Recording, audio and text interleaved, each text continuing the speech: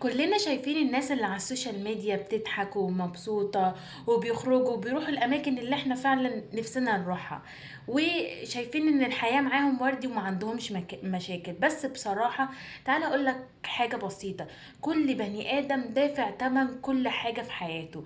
يعني انت دافع تمن قراراتك. بمثال بسيط، يعني انا دلوقتي عايزة اسافر او انا هسافر واتغرب اشتغل بره، انت دافع تمن غربتك ان انت بعيد عن اهلك. مش لازم اطلع اجي اقولك مثلا ان انا عندي مشكلة مادية، ان انا عندي مشكلة مثلا مع الشخص الفلاني، انا عندي مشكلة في حياتي في بيتي. مش لازم أنا اطلع اقول كل ده. احنا بس بنحب نوري لكم الجانب الحلو، الجانب اللي يديكم طاقة ويديكم امل. مش بنحب نبين لكم الحاجات الوحشة.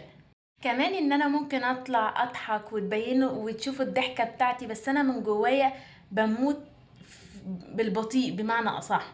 فما تشمتش في حد وما تحسدش حد، وما تقولش ان الشخص ده احسن مني او الشخص ده عنده حاجات هي مش عندي. يمكن انت عندك حاجات احسن من الشخص ده.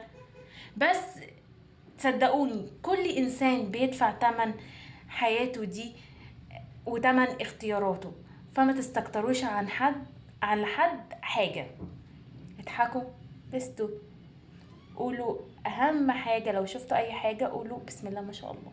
باي باي.